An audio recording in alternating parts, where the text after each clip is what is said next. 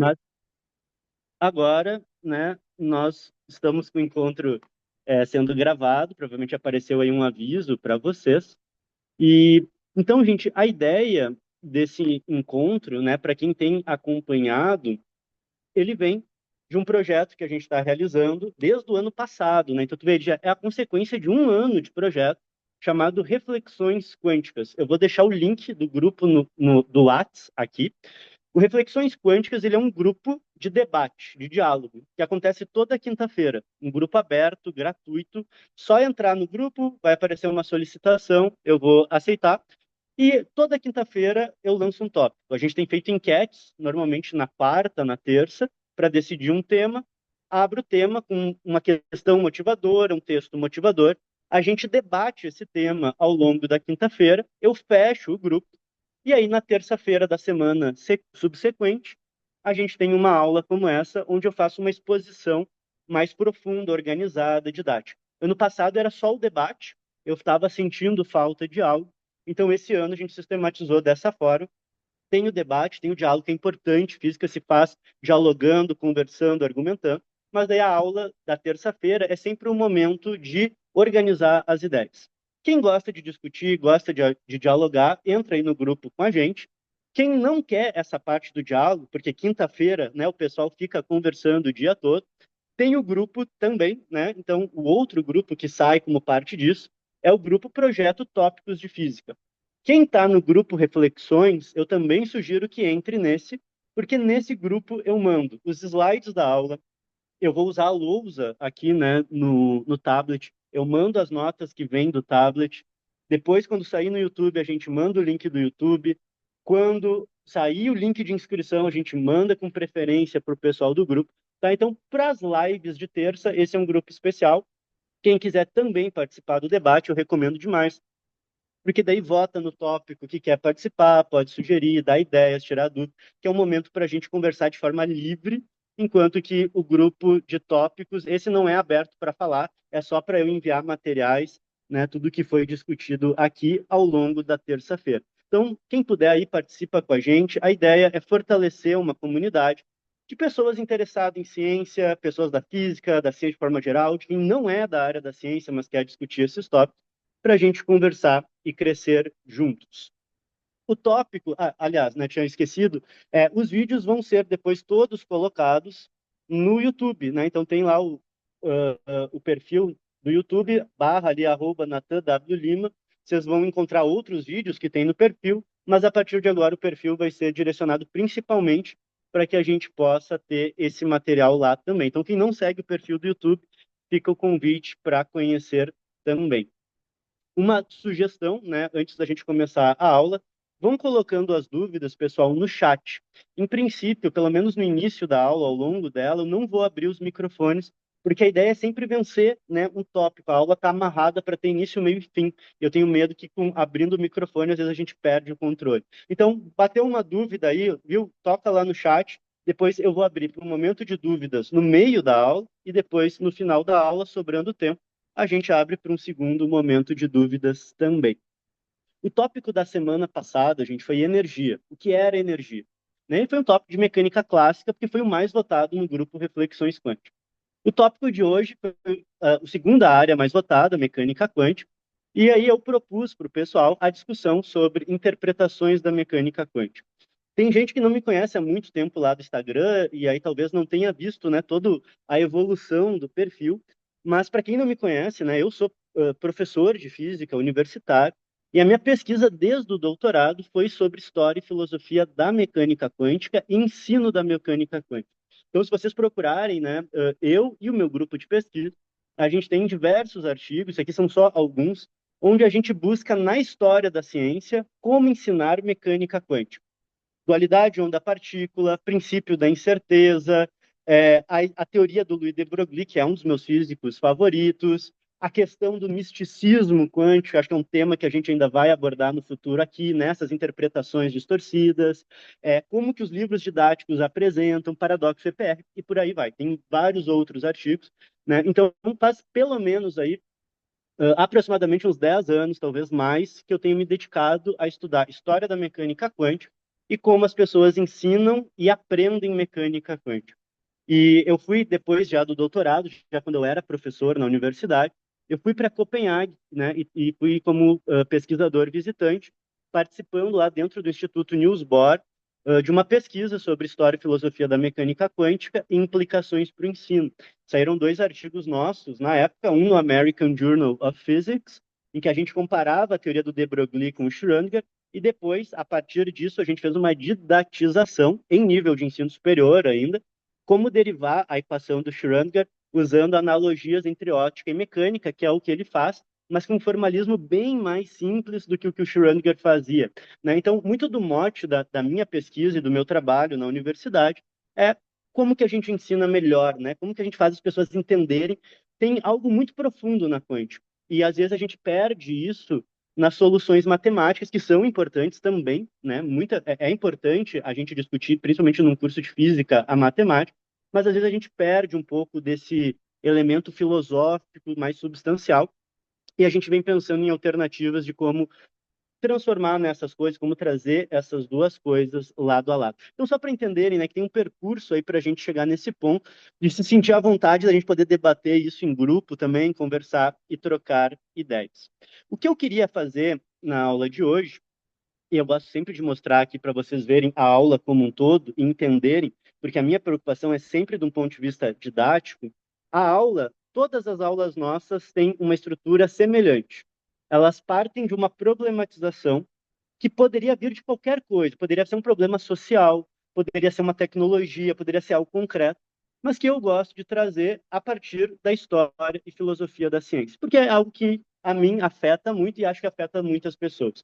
Então eu vou trazer uma problematização que vem da história e filosofia. Vamos começar, que eu botei aqui uma gota de filosofia, porque o tema é muito complexo, a gente vai arranhar de leve. Vamos partir para um exemplo concreto, vou mostrar para vocês uma imagem do resultado de um experimento, sempre partindo do concreto, para daí a gente ir para as contas. Daí esse é um momento, gente, de aprofundamento, onde eu abro aqui no tablet, a gente vai fazer uma conta simples, né? Porque o motivo, a ideia da aula, né, ser um tema mais transversal, a gente faz aqui um aprofundamento matemático, e aí eu vou aprofundar a ideia de quatro grupos de interpretações que vem do livro do professor Oswaldo Pessoa. Eu vou mostrar esse livro, sugiro a leitura fortemente, e aqui a gente abre para dúvidas. Esse é o momento, então, a gente vai ir aprofundando, aprofundando, aprofundando. Depois das dúvidas, a gente abre no momento de ampliação, né? De eu só mostrar outros elementos, outras ideias, outras sugestões de leituras, fazemos um fechamento rápido e vamos para as dúvidas. Então, isso é uma estrutura de aula didática, né? Para quem aqui é da licenciatura, para quem é da física, parte de uma problematização, parte do concreto, vai para o abstrato, traz reflexões amplas, né? Aprofunda e amplia, né? Então, esses são movimentos que eu gosto sempre de trazer na estrutura didática, que vai ser um mote desse projeto ao longo de todo o ano. Dito tudo isso, gente, acho que um ponto para a gente começar, e a provocação que eu queria trazer, vocês já devem ter ouvido falar que ninguém entende mecânica quântica. E várias vezes, quando eu estou criticando lá alguém do misticismo quântico, o pessoal gosta de vir falar, não, mas ninguém entende mecânica quântica, a pessoa tem liberdade para falar disso, porque ninguém entende. Só que o que eu quero mostrar é que o assunto não é bem assim. A comunidade de físicos, os cientistas, entendem muito a mecânica quântica, para chegar no ponto de dizer que tem coisas lá que são incompreensíveis. A mecânica quântica dá muitas respostas importantes, então tem toda uma base muito sólida, e aí sim tem uma camada dessa teoria que é muito confusa e que nos leva então a pensar como é que isso nos leva a pensar como que isso, quais são as dúvidas, né? Quais são os problemas no que está acontecendo. Então, o ponto que é para a gente já largar de partida, para quem não estudou a mecânica quântica, quântica é a teoria mais bem sucedida a explicar a estrutura da matéria. Com previsão experimental, gente, assim, extrema precisão, como nunca visto na história da humanidade. Física de semicondutores. Se a gente tem aparelho de celular, computador, painel eletrônico no carro, tudo isso vem de uma física de semicondutores que é consequência da mecânica quântica.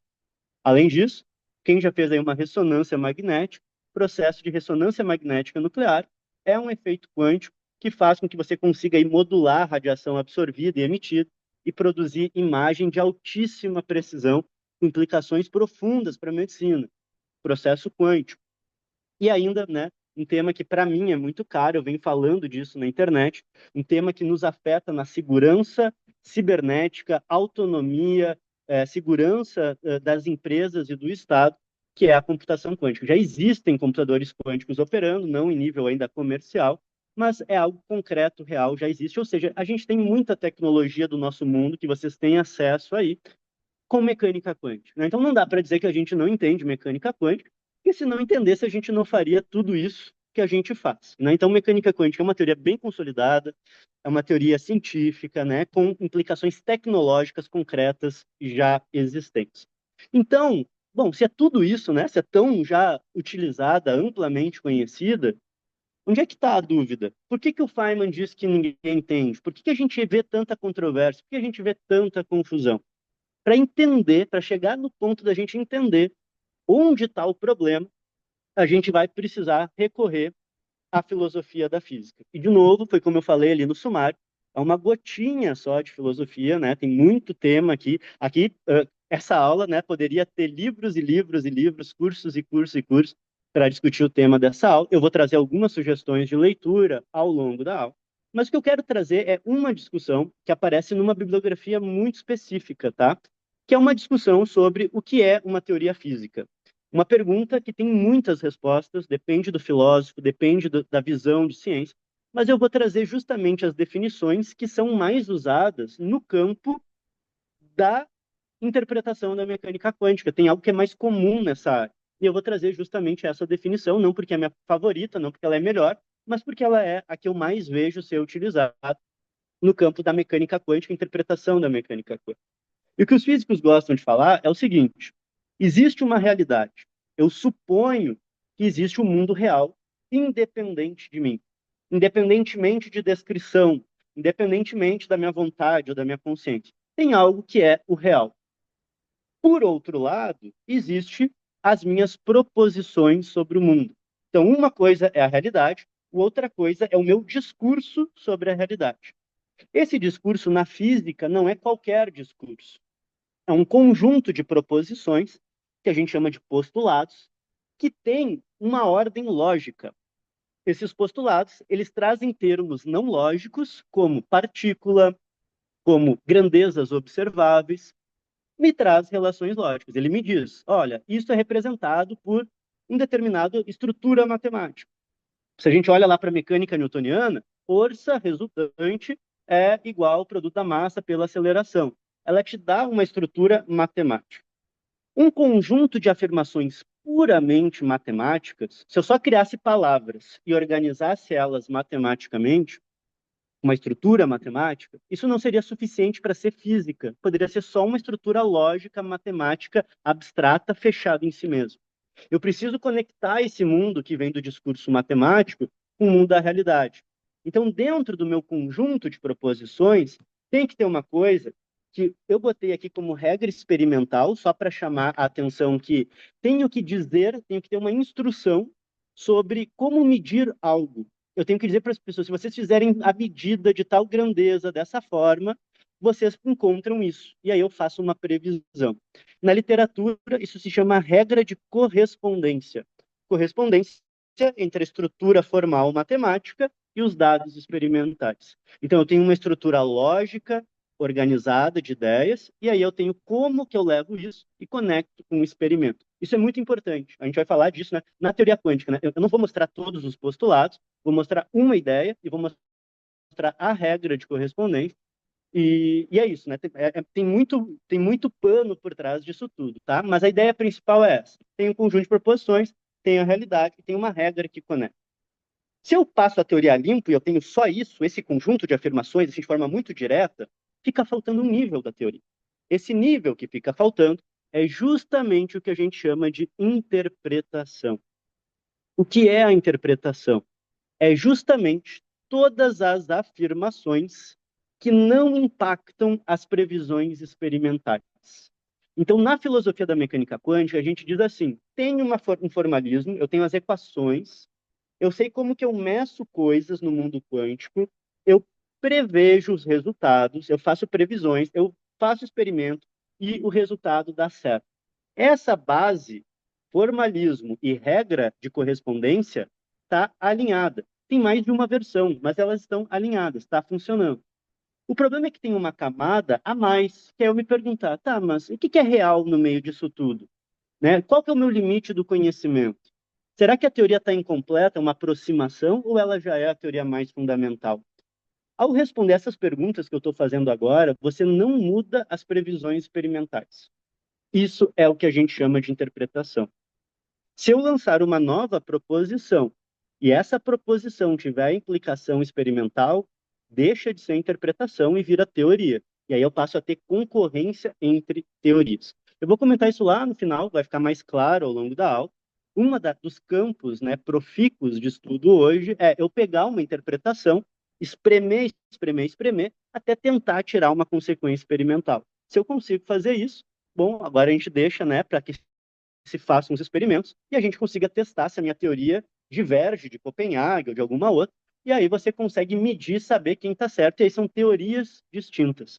Mas, enquanto isso não é feito, o que a gente tem é interpretação, e interpretação é esta camada que não impacta o nível experimental. E aí eu já vou fazer um parêntese, né? Quando o pessoal fala de consciência, tem todo o pessoal que deturpa a teoria, que distorce, que é absurdo, mas existem as interpretações subjetivistas, que discutem o que acontece na mecânica quântica e lançam mão do termo consciência. Quem faz isso de forma séria, isso está no nível da interpretação. De novo, não afeta o nível experimental, não faz previsões matemáticas, não prevê nada de novo. Então, do ponto de vista duro, né, o que isso está me dando sobre novo conhecimento sobre a realidade?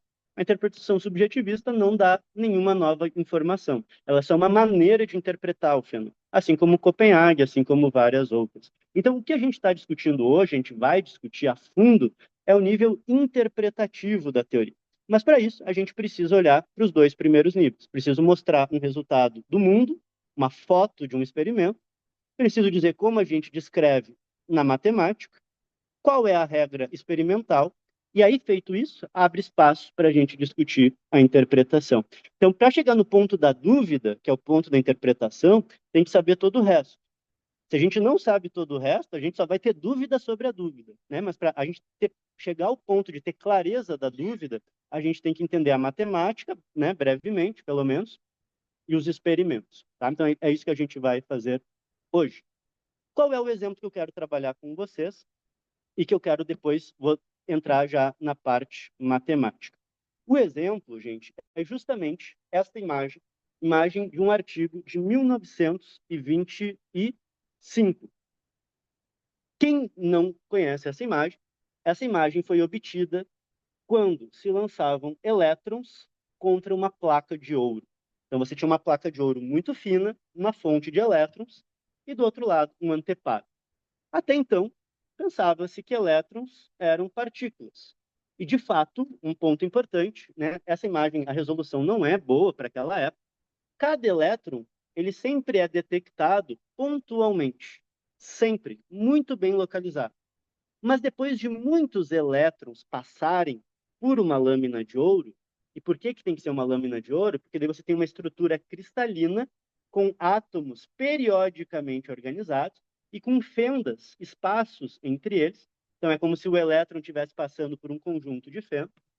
Do outro lado, os elétrons se concentram em regiões de forma que alterna um ponto muito concentrado, um ponto com poucos elétrons, um ponto muito concentrado, um outro ponto com poucos uma região com poucos elétrons. Então vocês veem que tem uma ondulação da frequência de elétrons, do número de elétrons que chegam.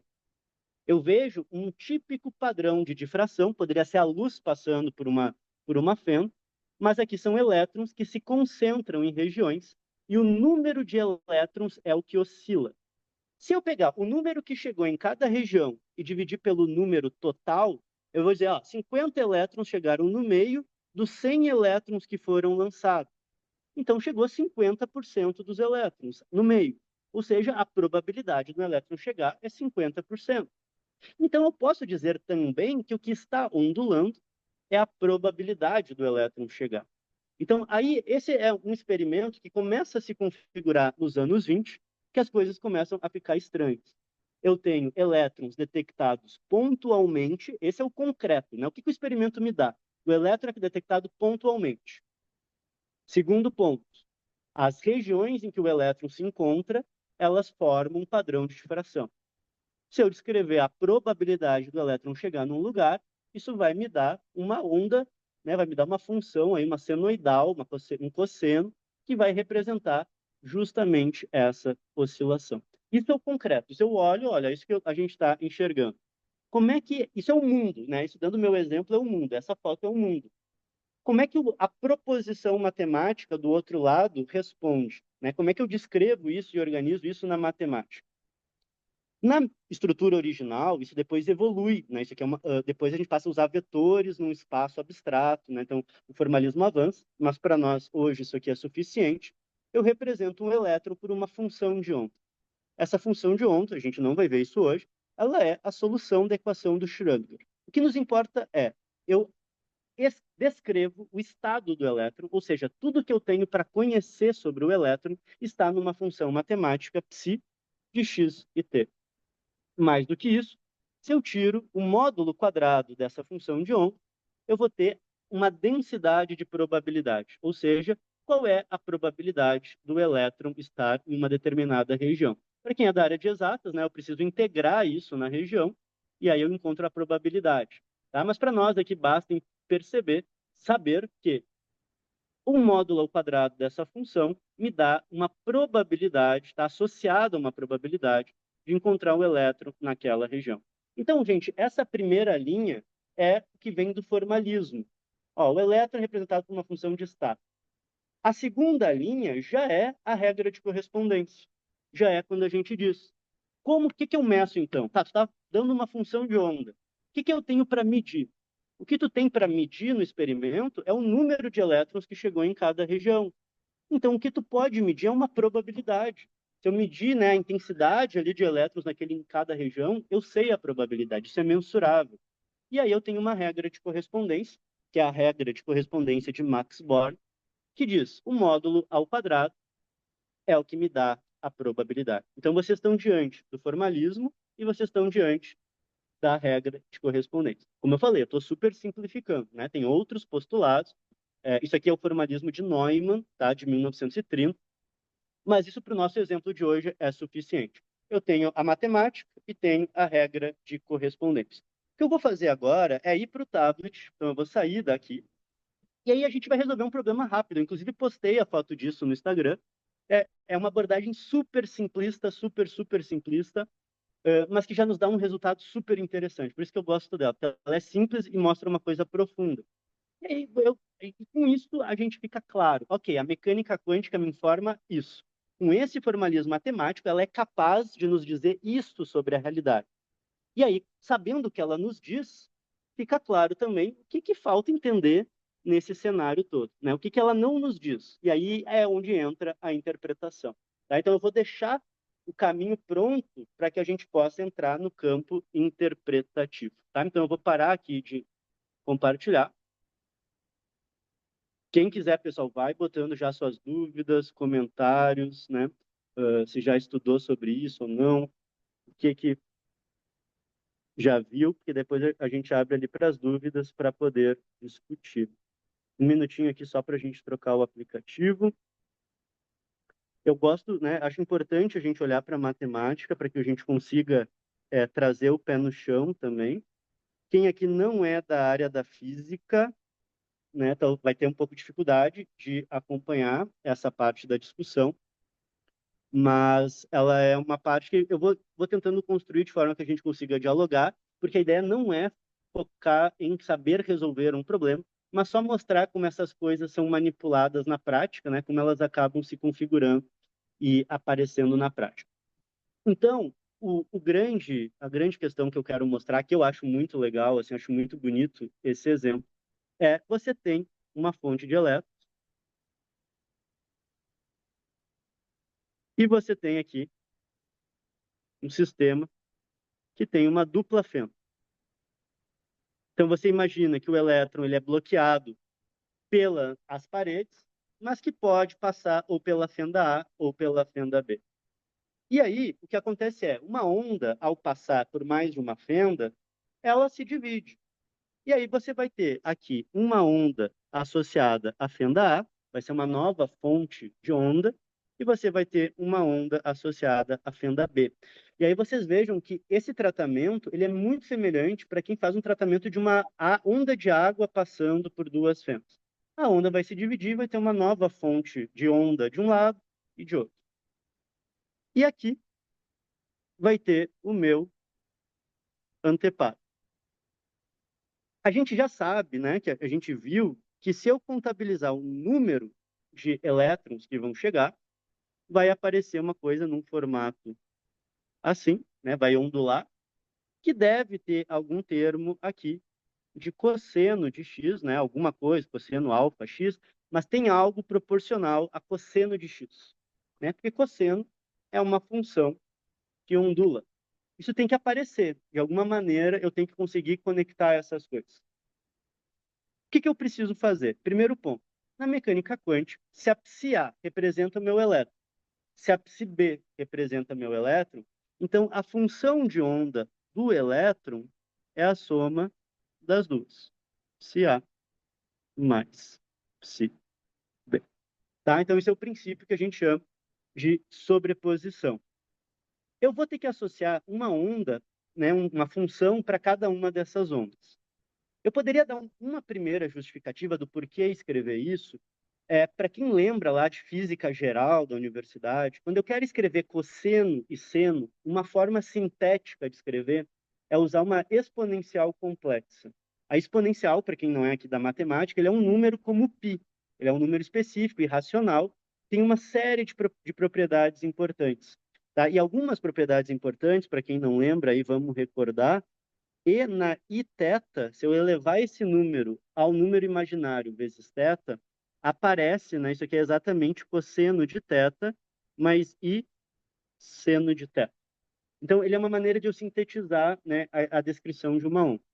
Mais do que isso, tá? Se eu pegar e na i θ e somar com e na menos i θ e dividir por 2, o cosseno é uma função par. Então, quando eu coloco o negativo, ele continua sendo cosseno de θ.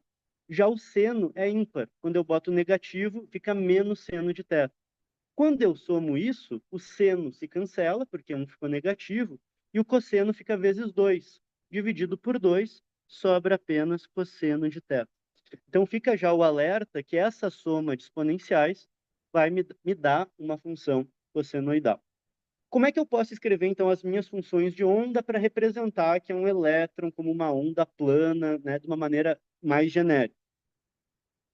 Primeiro, ele tem uma amplitude, E na I, número de onda, x1, mais o outro lá, E na I, k, x2.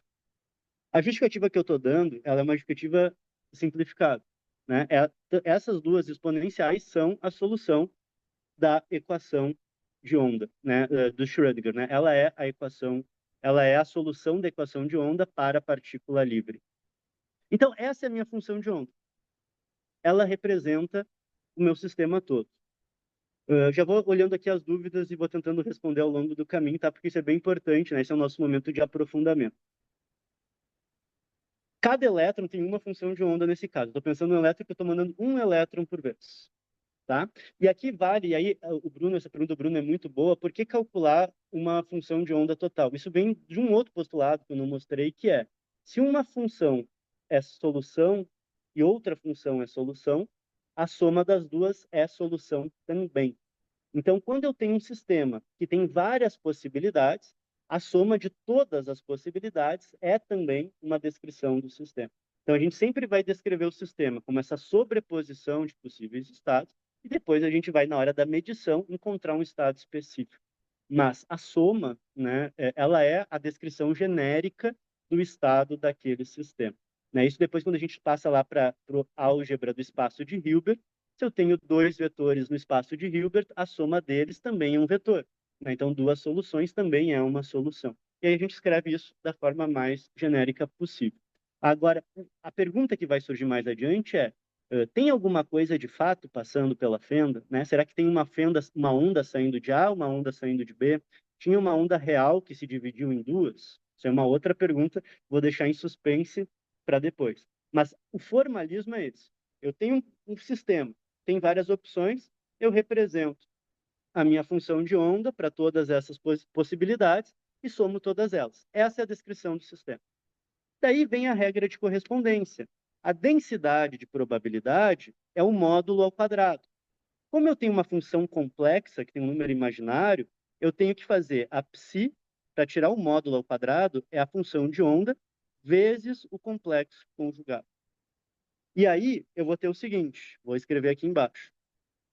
A psi, eu já vou botar o A em evidência, para facilitar a nossa vida.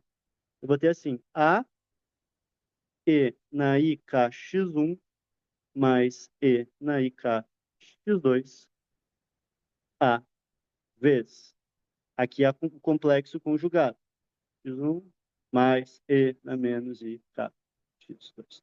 Tá? Então, essa aqui é a descrição total da nossa função densidade de probabilidade. Quando eu acho a função de onda, eu acho uma maior probabilidade de encontrar o elétron, tu acha a probabilidade. Essa função aqui é a densidade de probabilidade, não é a posição exata. Para saber a posição só fazendo a medida. E aí o que acontece, né? Isso a gente pode ver numa discussão futura.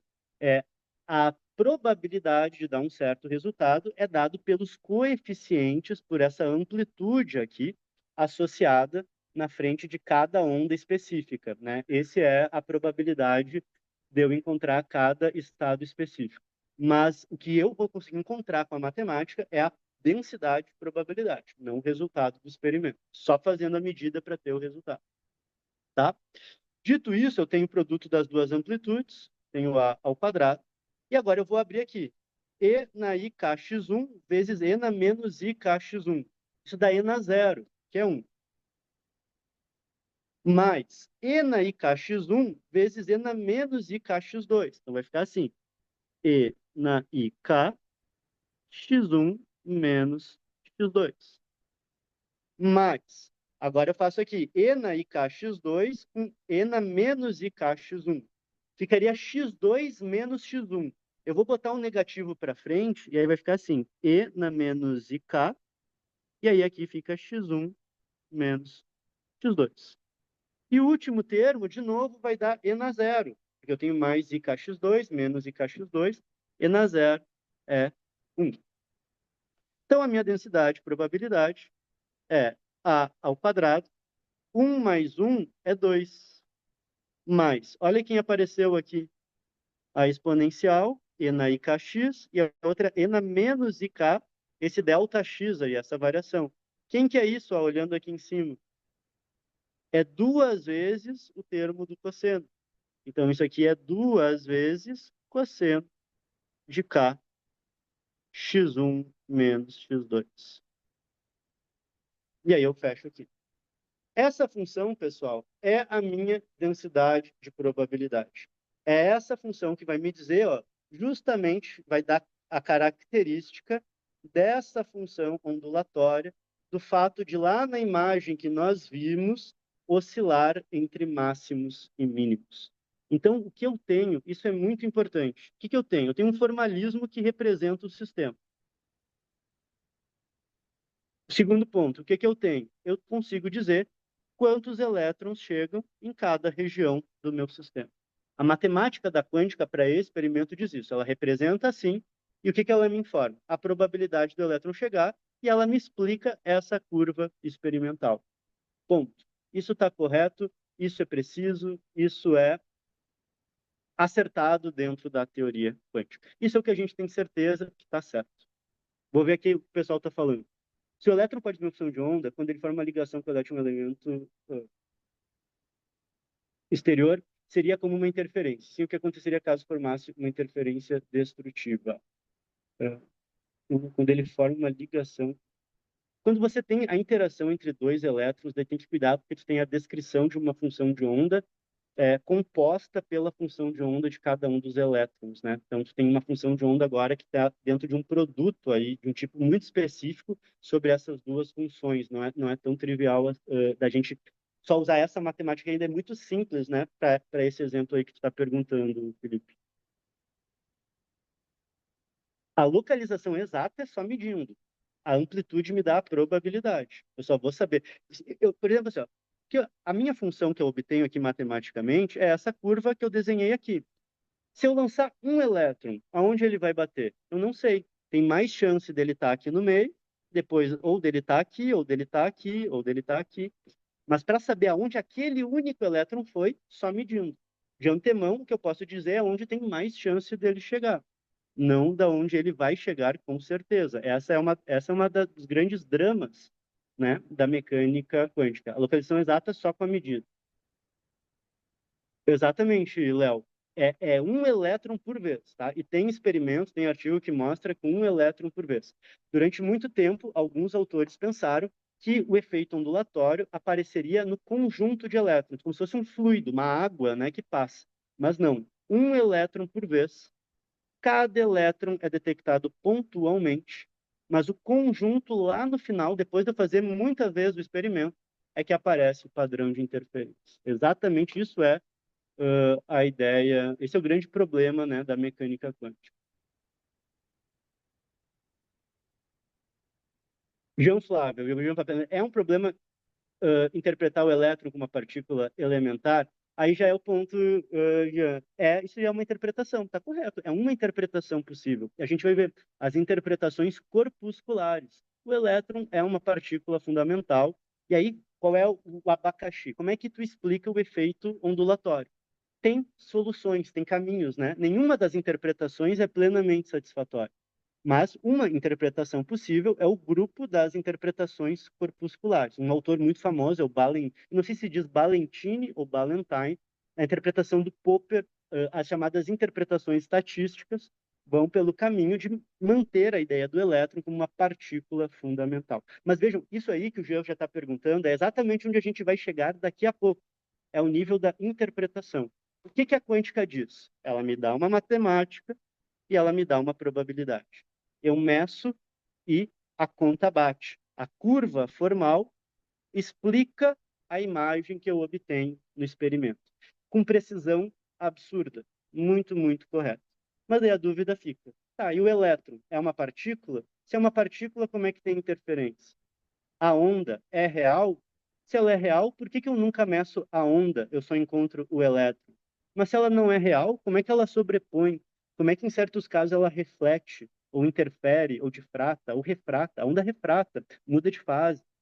Mas ela não é real, ela é um instrumento matemático.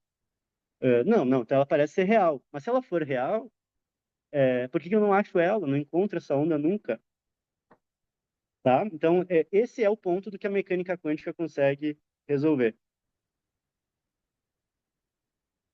Iago, como se reage ao fato do elétron possuir uma forma maciça e uma forma ondulatória?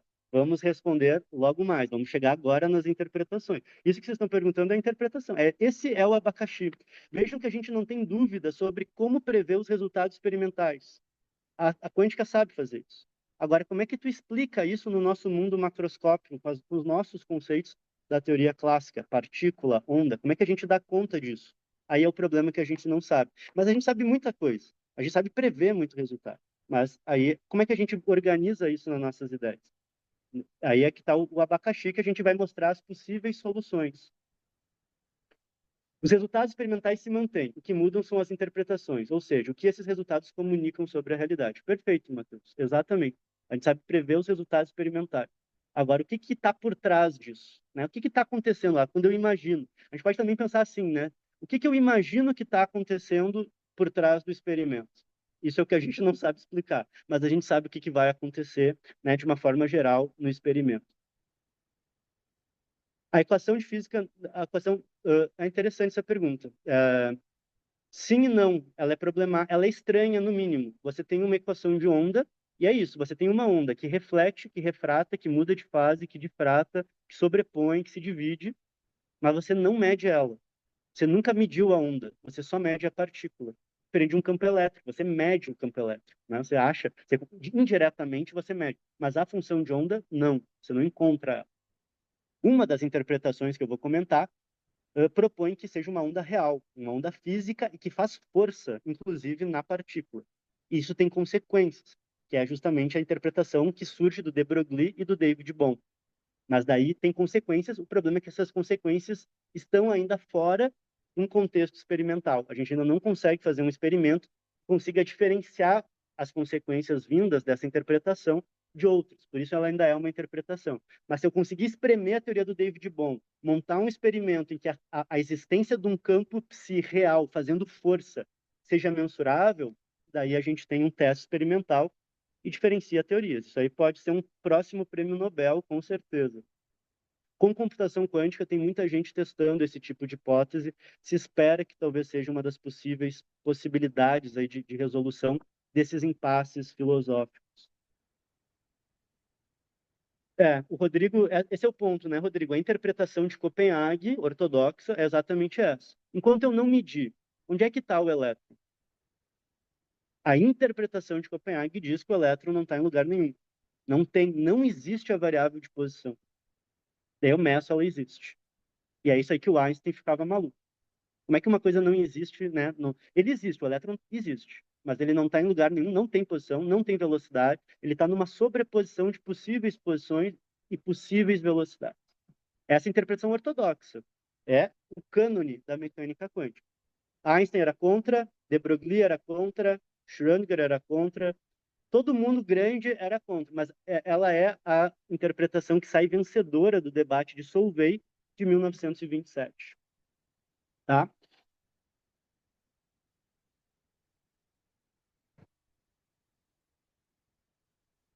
O professor Wilson aqui fez essa pergunta e isso é muito legal, né? Eu vi essa tua pergunta lá no Insta e fiquei pensando, né? Isso é um outro problema, né? Isso aqui é uma abordagem que a gente faz super simplista, né?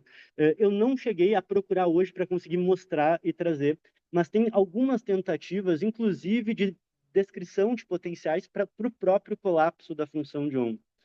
Esse é um outro problema da mecânica quântica, a própria descrição, né? Como é que eu tenho aquela função de onda e de repente colapsa num ponto só, né? Encontrei o elétron aqui. O que que aconteceu? No formalismo usual, a gente tem duas evoluções temporais. Uma para quando eu não meço, a outra para quando eu meço. E aí isso é muito estranho também. Isso é outro ponto aí que a gente poderia debater uma aula inteira sobre isso. Tem gente que tenta resolver tudo com a equação de Schrödinger. Então tem um potencial muito abrupto, né, uma delta lá que faz com que a função de onda fique muito bem localizada. Eu imagino, eu não cheguei a procurar para revisar, deve ter potenciais, né, barreiras infinitas que você coloca e consegue fazer essa descrição. Mas, de fato, o professor Wilson chama a atenção de um ponto muito interessante, que nessas descrições que a gente faz, e aqui a proposta é ser uma descrição introdutória, esse é o tipo de discussão que aparece no Feynman, por exemplo, a gente já parte direto do pressuposto de que eu tenho duas psis, mas a gente não coloca uma função de onda lá no meio, que dê conta, né, de resolver, né, de descrever, né, pegar a equação de Schrödinger, resolver ela e chegar nessa solução. Eu acho que essa é uma ponderação excelente, professor. Não, temos que achar quem que já modelou. Eu acredito que deve ter modelo sobre isso, da mesma maneira que tem modelo para o próprio colapso da função de onda, né? Mas eu acho uma ponderação muito pertinente. Vou resolver mais uma pergunta e vamos avançar para as interpretações, depois a gente abre mais tempo para a pergunta, tá? Se a função não é uma entidade física, mas é uma ferramenta matemática, em que sentido podemos afirmar que existe uma onda na natureza e não apenas partículas com probabilidade de interação? Exatamente, né? Se você considera que a função de onda é um instrumento, a onda não existe. A interpretação corpuscular ou a de Copenhague vai dizer, não faz sentido falar da a onda, né? A onda é um instrumento matemático, não existe nada ondulando ali. E aí algumas tentativas de interpretação, a gente vai comentar isso logo mais, é dizer que a lógica na mecânica quântica, a probabilidade, os axiomas da probabilidade são outros. Vejam, eu não ia comentar isso, né? Mas só para dar eu tenho assim, ou a fenda passa, ou a partícula passa pela fenda A, ou ela passa pela fenda B.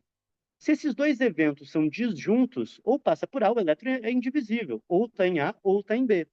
A probabilidade de passar por A ou B é a soma PA mais PB. Essa é a probabilidade clássica, sai dos axiomas da probabilidade. Se eu fosse fazer a probabilidade de só passar em A, seria só a amplitude ao quadrado de A. O PA, gente, daria só A ao quadrado. O PB daria só A ao quadrado também. Então, um ou outro deveria dar 2A ao quadrado, que é esse termo aqui, ó. Esse é um termo clássico. Mas, na mecânica quântica, aparece um termo de interferência na probabilidade. Então, a probabilidade da mecânica quântica não obedece os axiomas da probabilidade num sentido geral, estrito, né? Eu posso dizer que, então, não são disjuntos, tem algum tipo ali de consequência entre as duas fendas, né? Mas se eu considerar que é independente passar por A ou B, porque o elétron sempre é encontrado ou em A ou em B, não obedece os axiomas lá da probabilidade. Então, a alternativa corpuscular é dizer, existe uma teoria da probabilidade quântica com outros axiomas. O que existe no mundo real é a partícula, mas as regras matemáticas são outras. Assim como as regras da matemática a gente construiu a partir da nossa experiência, deve ter um outro conjunto de axiomas formando uma teoria de probabilidade que dê conta da visão corpuscular. Isso é uma das alternativas, né? Falar de lógica quântica para interpretação corpuscular. Quem quer manter a prática, a ideia, né, de uma mecânica quântica corpuscular. Certo? Vamos avançar nas interpretações. Continuem colocando as dúvidas aí, a gente segue conversando sobre elas. Eu vou interromper aqui. Como é que eu faço? Vou interromper o compartilhamento aqui. Continuem aí mandando as dúvidas. Então, gente, e isso é muito legal, né? Vejam como a gente pega um tópico, pega um exemplo ainda muito simples, assim, no sentido de simplesmente ser poucos elementos nesse problema, e como é que a gente consegue pegar a mecânica quântica e ir para questões já muito profundas, muito, muito, muito profundas. E a ideia, né, desse projeto do Tópicos é justamente a gente conseguir fazer isso, é começar a ganhar corpo, né, ganhar massa crítica de discussão, de debate, de estruturar esses debates. Então, ele é, pessoal, o nosso carro-chefe de discussão desse ano, né, de conseguir manter essas discussões sobre física de uma forma geral. Só para finalizar, né, então o que a gente sabe? Que foi isso que a gente já comentou. Sabemos dizer qual é a probabilidade do elétron chegar em uma região. Daí eu meço, faço um monte de medida e bate com a probabilidade. O que eu não sei? Todo o resto que vocês estão perguntando. A função de onda é um campo real? A teoria quântica está completa? Está faltando dizer onde o elétron estava? Quando eu não meço, ele não está em lugar nenhum. Será que ele não estava e eu é que não sei? Daí a teoria está incompleta. O que é probabilidade? Será que a probabilidade aqui é outra? É outra regra lógica que não é a nossa probabilidade? Então, tudo isso é o campo da interpretação, que é o que a gente vai ver a partir de agora. Então, essas são as dúvidas. Isso é o que a gente não sabe. Isso é que quando o Feynman diz ninguém entende mecânica quântica, é isso. Essas são as dúvidas. E isso aqui a gente sabe. E com isso aqui a gente já faz celular, faz computador quântico, faz um monte de coisa. Então a gente já sabe muito, né? Então a gente tem que cuidar quando a gente diz que não sabe mecânica quântica, né? Tem que saber tudo isso para chegar no ponto de entender que a gente não sabe isso, tá bem? Então esse é um primeiro ponto para deixar bem distinguido, explicar essa frase do Feynman. E eu acho que é legal quando a gente faz essa construção, que aí agora sim as dúvidas fazem sentido, né? Agora sim a gente entende, tá? Agora eu sei o que não dá para saber ainda. E esse é o campo da interpretação, tá? A gente já abriu para as dúvidas, continuem mandando. Eu quero só fazer agora olhar para os 4 grupos de interpretação. A gente viu a parte matemática e eu quero agora aprofundar a parte das interpretações. E a gente vai usar um livro específico do professor Oswaldo Pessoa Júnior. Eu vou mostrar o livro, sugiro a leitura. É um livro maravilhoso que eu conheci no meu doutorado, assim, e realmente mudou minha compreensão da mecânica quântica. Então fica essa super sugestão que é o que a gente vai abordar hoje. Antes de avançar, muito rápido aqui um intervalo, né, que eu gosto e quero aproveitar esse espaço para comentar. A gente vai seguir, gente, com os projetos ao longo do ano. E a gente fez um esforço ao longo dos últimos anos de entender como levar ensino de física de qualidade e numa escala cada vez maior. Esse projeto, né, volto a pedir, né, aí a convidar para quem quiser entrar, Reflexões Quânticas, é o nosso carro-chefe, junto com o Tópicos de Física, que é a aula de terça. A ideia é montar o que a gente chama uma comunidade de prática. Pessoas interessadas em debater, em estudar, em conversar, em aprender. Então, toda quinta-feira a gente abre o grupo. Um tópico hoje foi quântica, semana passada mecânica clássica, semana que vem termodinâmica, depois teoria da relatividade, e a gente vai alternar. São tópicos, porque a ideia não é ser uma coisa sequencial, porque senão você vai perdendo, né? A pessoa perdeu a primeira, não consegue participar da próxima. Então é sempre essa pegada. Um tema transversal que a gente consiga abordar com início, meio e fim, indo de discussões filosóficas, conceituais, concretas e chegando na matemática avançada. Então, entrem no grupo de reflexões quânticas, entrem no grupo de tópicos de física, um projeto que a gente vai fazer ao longo de todo o ano, terças-feiras, 19h30, talvez no segundo semestre, dependendo das aulas, tem que mudar o horário, mas toda semana, né, um tópico diferente, um projeto que é gratuito, né, e a ideia é essa, que a gente consiga ampliar, chegar em mais pessoas, consiga desenvolver mesmo, né, contribuir para a educação brasileira. Para que a gente consiga, fazer isso e financiar todos os custos, existem outros projetos paralelos que têm um valor de investimento e que nos ajudam a construir, né, esse projeto maior que a gente está vislumbrando no Instagram, no YouTube e por aqui. Fica o convite para quem quiser, para quem tiver interesse, para quem acha que faz sentido. A gente está abrindo uma turma de introdução à mecânica quântica, uma turma virtual, começa na segunda semana de março, quartas-feiras à noite, em que a gente vai discutir.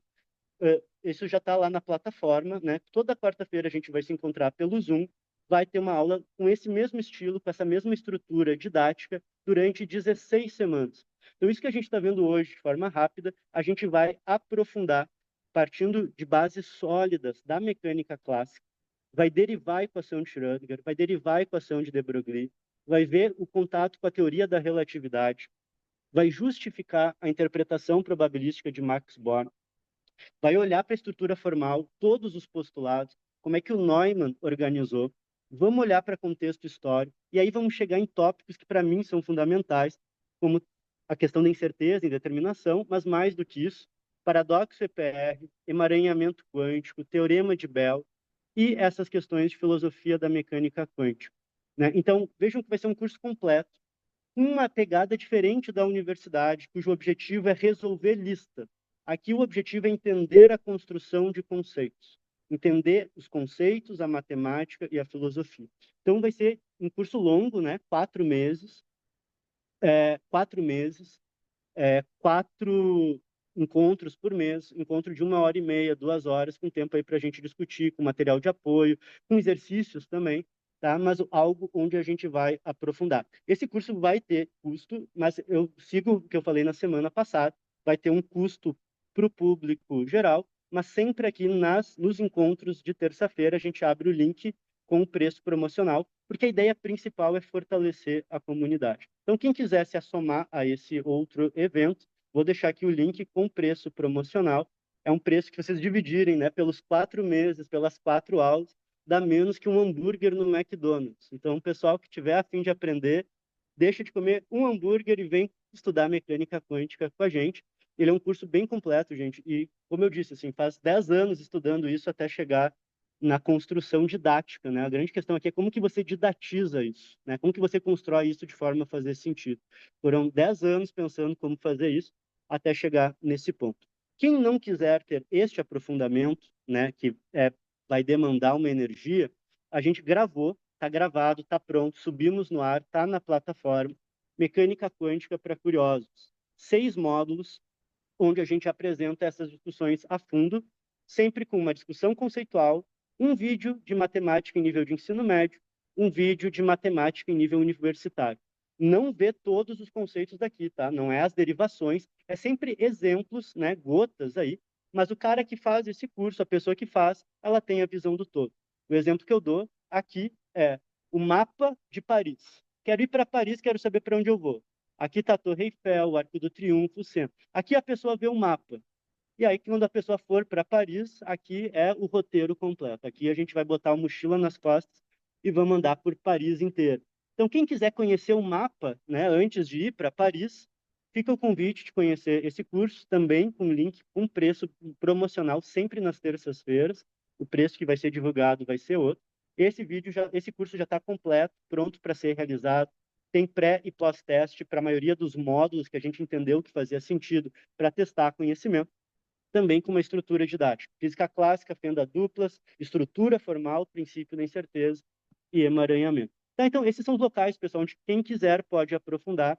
Estão aí os links. Eu vou deixar também um link para a ementa do primeiro curso, onde vocês podem ver todos os objetivos, estrutura, né, aulas, cronograma nesse sentido, referências. O pessoal vai ganhar material de apoio, né? E isso aqui também já fica o link para quem quiser participar. Além disso, pessoal, estão abertos alguns horários aí de mentoria individual. Quem tem algum objetivo específico, quer estudar alguma coisa de física e precisa montar um cronograma individual de estudos, a gente tem poucas horas na semana disponíveis, mas estamos com horas possíveis ainda para mentoria individual. A ideia é ter esses projetos de forma a conseguir ampliar os projetos gratuitos, né, para que a gente consiga cada vez mais fortalecer essa comunidade. Dito isso, gente, vamos chegar então no nosso aprofundamento, né, onde a gente queria chegar. A gente entendeu o que mecânica quântica fala, o que ela nos consegue falar. O experimento diz isso, né, prevê isso aqui. E já vimos o que ela não fala. Tá, o que tem lá? Onde o elétron estava? O que se dividiu? O que não se dividiu? Isso fica em aberto. Existem muitas interpretações. No final da live, eu vou recomendar um livro do professor Olival Freire, nosso atual presidente do CNPq, um dos maiores historiadores da ciência do mundo, professor da Federal da Bahia, onde faz um compêndio de interpretações da mecânica quântica. Mas o que eu vou usar aqui é uma proposta feita pelo professor Oswaldo Pessoa Júnior, que eu acho fantástica. É realmente assim, um livro que vale a pena ser lido. Conceitos de Física Quântica, um livro que ganhou o prêmio de Jabuti, em que o professor Oswaldo faz essa proposta, dividir 4 grupos de interpretação. Esses 4 grupos são corpuscular, ondulatória, dualista realista e complementaridade, ou dualista positivista. E aí, gente, ao mostrar agora elas, para explicar o fenômeno da fenda dupla, vocês vão ver que no campo interpretativo a gente está metido numa grande confusão. Uma grande confusão. A gente não faz a menor ideia do que está acontecendo por trás dos experimentos. O que diz a interpretação corpuscular, e aí alguns aqui no grupo já apontaram. A função de onda não é um campo físico. Existe uma lógica quântica, aquele problema da probabilidade que eu comentei. A quântica fala do conjunto de partículas. Né? Então, essa é a interpretação do Ballantine. Ele vai dizer, não, ela fala de um ensemble, assim como na mecânica estatística. Por que ela fala de um ensemble e não de uma partícula? Fica em aberto. Será que a partícula tem uma posição que a gente poderia descobrir, né, se houvesse uma teoria mais completa? Em princípio, sim. Então, para a teoria corpuscular, a partícula existe. A onda não existe. A teoria não está completa. Mas deve haver aí uma lógica, né, uma teoria de probabilidade que explique tudo o que está acontecendo. O segundo grupo é o contrário desse, é o ondulatório. Era para ter um 2 ali, ficou errado. Um 2, é ondulatório. O que diz a teoria ondulatória? Era o que o Schrödinger defendeu por muito tempo. A função de onda é que é o real. A partícula é uma ilusão. Alguém ali perguntou sobre o elétron como um corpo sólido. O elétron ele é indivisível. Eu nunca encontro meio elétron. Mas a gente não tem experimentos sobre a estrutura interna do elétron, a ponto de dizer que ele é um corpo sólido. Ele é indivisível, nunca divido. Mas o que eu encontro ele é um sinal, né? Normalmente eu vou medir um sinal numa tela que seja sensível, mas o elétron em si eu não vejo, né? E quando eu passo muitos elétrons, um por vez, mas passo muitos elétrons, eles se encontram em regiões compatíveis com um padrão de interferência ondulatória. Então, o Schrödinger imaginava que o elétron era uma onda muito bem localizada, como um pulso na corda. Fica muito bem localizado, depois se espalha, depois pode, alguma coisa puxa isso e fica muito bem localizado. E é isso a teoria. A teoria do Schrödinger era uma teoria, por isso que ele chama ela de mecânica ondulatória. O que existem são ondas, a partícula é uma ilusão. Eu não consigo ver a estrutura da partícula. E se eu vejo um padrão de interferência, o que está acontecendo ali? O que é real? É a onda. Isso é problemático também, né? Porque eu nunca meço a onda aberta, né? Eu só meço ela muito bem localizada. O que que faz essa onda que está bem espalhada, de repente, enxugar e colapsar? Então, eu tenho que ter um potencial capaz de fazer esse processo de colapso de forma praticamente instantânea. Então, vejam, a corpuscular não dá conta de tudo, né? Faz sentido ser uma partícula porque eu só encontro pontualmente. Mas daí como é que tu explica o padrão de interferência? Por outro lado, tem um padrão de interferência. Mas por que que eu não encontro a onda e só encontro a partícula? Daí vem o de Broglie e depois o David Bohm. Existem as duas coisas, a partícula e a onda. E a imagem mental que se faz é que a partícula surfa na onda. E essa onda, então, empurra a partícula. Na teoria do David Bohm, você pega a equação do Schrödinger, espreme ela e tira uma equação de mecânica clássica, onde, além de aparecer a expressão de um potencial clássico, aparece a expressão de um potencial quântico.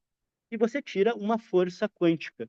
Essa força empurra a partícula, freia a partícula. Você descreve muitos problemas da mecânica quântica com essa força que surge do campo psi, como se ele fosse um campo real. Se isso é verdade, a partícula está surfando, a probabilidade surge porque eu não sei exatamente onde a partícula está na onda. Ela está em algum lugar, eu só não sei exatamente onde ela está, por isso que a descrição surge probabilisticamente. Ou seja, a teoria está incompleta. Então, a corpuscular dizia que estava incompleta, a ondulatória diz que está completa, a dualista realista diz que está incompleta, e ninguém se entende. A corpuscular diz que o que existe é a partícula, a ondulatória diz que o que existe é a onda.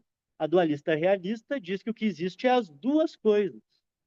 E aí vem a última, que vai ser o oposto, de certa forma, dessa, que é a da complementaridade, que vai dizer, na verdade, nem partícula e nem onda existem.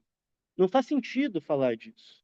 Partícula e onda são modelos macroscópicos que nós inventamos para falar da realidade. O mundo é uma outra coisa, o mundo não obedece à nossa linguagem. Existem experimentos que me dão resultados compatíveis com partícula. Existem experimentos que são compatíveis com a onda. E é isso, a mecânica quântica está completa. Porque como eu não existe uma palavra, um modelo, uma imagem para falar do nível micro, o que eu tenho para falar é isso. Eu tenho um formalismo, esse formalismo dá certo, prevê corretamente, e o que está acontecendo lá é algo que nossa mente humana não consegue conceber. E aí o argumento é, nem a partícula nem a onda existem intrinsecamente. Não é algo real, concreto no mundo, que eu imagine que está lá esperando para ser descoberto. Então vejam, se por um lado a teoria quântica é a teoria mais bem sucedida ao falar da estrutura da matéria e da radiação, por outro lado, eu posso entender que o que existe é a partícula e a onda não existe. Eu posso entender que a onda existe, a partícula não existe. Eu posso entender que a onda e a partícula existem, ou eu posso entender que nada existe. E isso tudo é um problema de linguagem nossa. Praticamente todas as possibilidades lógicas sobre partícula e onda são compatíveis com o formalismo da mecânica quântica. Cada uma delas tem problemas, cada uma delas tem vantagens. Para determinados arranjos, uma é melhor, outra é melhor de explicar, mas nenhuma delas é plenamente satisfatória. Então, vejam, a gente tem uma matemática que bate com o experimento, mas quando eu vou para o nível do discurso, usando conceitos macroscópicos, a gente está perdido. Não sabemos o que está acontecendo no nosso dia a dia. Tá? Então, essa é a grande, grande, grande dilema da mecânica quântica. Esse é o grupo, né, do Oswaldo. Então, ele mata várias interpretações, tá? Tem várias nuances, vai ter várias interpretações corpusculares, como eu comentei, Valentine, Popper, outras interpretações estatísticas. Você tem várias ondulatórias, a visão do Schrödinger, você tem do início da mecânica quântica, a visão do Madelung, de uma hidrodinâmica quântica, dualista, você tem pelo menos de Broglie e David Bohm, não é exatamente o mesmo formalismo. O formalismo do de Broglie era relativístico, o do David Bohm é não relativístico. E a interpretação de Copenhague, gente, a interpretação da complementaridade, é um conjunto de interpretações, tá? Quando os historiadores vão a fundo, o que o Bohr diz não é exatamente o que o Heisenberg diz, que não é exatamente o que o Dirac pensa, que não é exatamente o que o Pauli pensa, e depois os alunos desse pessoal, Wigner, que ficou conhecido pela questão da consciência também, um grande físico, vai ter outras nuances, né? Então, assim, a própria interpretação da complementaridade é mais um conjunto de interpretações. Então, assim, cada uma dessas, gente, é um mundo inteiro, tá? Daria para dar um curso só para cada interpretação, né? Então, isso aqui é para a gente ter uma ideia geral de como o problema é complexo. Acho que aqui dá para entender, né, que do ponto de vista da interpretação, a gente está perdido. E o que, que tem de outras, tá? Essas aqui são as clássicas, é a do Oswaldo, que eu acho que organiza muito bem. Mas vale a pena passar os olhos pela teoria de muitos mundos, que é uma evolução da interpretação do Schrödinger, que diz: o mundo nunca há o colapso da função de onda. Se eu tenho as duas possibilidades, e aí eu meço e deu A, é porque o mundo se dividiu e no outro mundo deu B. Então você tem uma sobreposição de funções de onda do mundo e isso nunca colapsa, e você tem todos os estados sobrepostos existindo. Falando de forma muito simplificada. Um exemplo maravilhoso, e aqui esse exemplo ele já traz a interpretação dos muitos mundos, é o Abismo Vertiginoso, do Carlo Rovelli, um físico teórico italiano, mas o próprio Rovelli tem uma outra interpretação, que é a interpretação relacional, que vai argumentar que a realidade, aquilo que é real para alguém. E aí você consegue, a partir disso, discutir como que você tem níveis de realidade dentro dessa descrição da mecânica quântica. O Rovelli faz um apanhado maravilhoso das interpretações da quântica e apresenta ao final, claro, né, a sua interpretação como uma grande e forte candidata para a interpretação da mecânica quântica. Para quem quiser um apanhado vasto, exaustivo, num nível acadêmico, né, sem igual, o livro de Oxford, né, Oxford Handbook of the History of Quantum Interpretations, né? Então, é a história das interpretações, um livro cujo o editor é o professor Olival Freire, nosso atual presidente do CNPq. O professor Olival Freire é professor titular da Federal da Bahia e um dos maiores historiadores de física do mundo e da mecânica quântica, né? Quando eu fui para Copenhague, quando eu entrei no arquivo Niels Bohr, eles tinham uma prateleira de livros recomendados e o livro do professor Olival, na época era a biografia, era a biografia do David Bohm e o livro Quantum Dissidents estava em local de destaque, simplesmente, né, no principal centro de história da mecânica quântica do mundo. Então, a gente tem pessoas aí muito importantes no Brasil pesquisando em história da mecânica quântica, né? E vale a pena ler sobre isso. Então, fica aí o convite também para conhecerem essas obras. Pessoal, fechando já nossa aula, abrindo para as dúvidas e comentários, algo importante, né? O que a gente finaliza disso tudo que eu queria passar? A gente sabe muito sobre o mundo quântico. A gente tem uma estrutura matemática fantástica. A gente faz previsões experimentais e a gente faz tecnologia de ponta movendo o mercado de bilhões de dólares no mundo todo. A gente sabe muita mecânica quântica, mas a interpretação está completamente em aberto, né? A gente está completamente perdido sobre, do ponto de vista da realidade, o que essa teoria quer dizer. Ela é uma área quente, porque apesar de estar no nível de, da filosofia, no sentido de não ter previsão experimental, nada impede de tu espremer até que você consiga tirar uma previsão experimental. Né? E é isso que aconteceu. O Teorema de Bell não existia. Antes do Teorema de Bell, se achava que a discussão do Einstein e do Bohr era bobagem para muitos. O Teorema de Bell, não, tem previsão experimental. Vai para o laboratório que dá a diferença. E o professor Olival Freire, né, usa uma frase que é: a filosofia entra no laboratório. E aí, de novo, a gente está no campo da interpretação. Mas, daqui a pouco, você espreme e a filosofia entra de novo no laboratório. Talvez com computação quântica a gente meça e consiga dizer: David Bohm estava certo. Existe uma força quântica. Isso é um possível resultado de se tirar. Então, ela é uma área quente. Eu digo que é uma área de fundamentos, né, que a gente chama, que é uma área que eventualmente pode ser revolucionária no campo da física. É a minha aposta. Espero que nos próximos anos eu esteja vivo, né, aí, ao longo da vida para ver a consequência, né, a conclusão desse debate, pelo menos parcialmente, avançar nessas discussões. A gente vai abrir tempo para dúvidas novamente, mas antes disso, reforço os convites. Entre no grupo lá, Reflexões Quânticas, vamos seguir debatendo. Lá o pessoal dá ideias dos próximos temas, faz enquete, discute. Às vezes o pessoal briga no meio das discussões também. Tem que mandar o pessoal parar de brigar. Mas a ideia é a gente aprender junto, dialogar, construir argumentos. Entre no grupo de tópicos. Logo mais já mando os slides, mando o material, mando sempre aí o link, né, das inscrições das nossas lives. E quem quiser, pessoal, fazer um trabalho avançado, aprofundado, consistente, profundo, próximos 4 meses, introdução à teoria quântica. Nós vamos abrir essas contas todas, vamos discutir os conceitos, vamos olhar fundo a literatura especializada. É um curso que demorou 10 anos para ser organizado e que eu me sinto muito feliz de poder chegar na condição de organizar isso.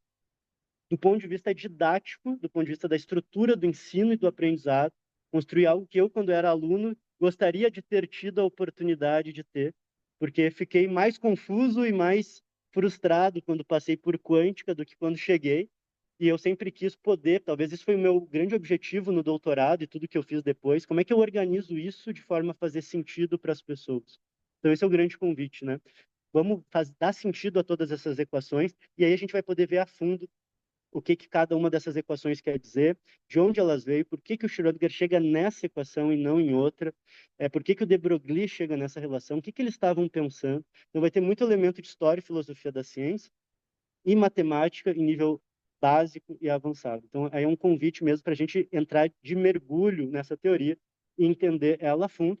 Quem quiser só um mapa do tesouro, quer entender mais, né? Hoje a gente deu aí uma passagem muito rápida, né? Construir todos esses elementos, como é que a função de onda chegou, ver a visão geral, não tão aprofundada, superficial.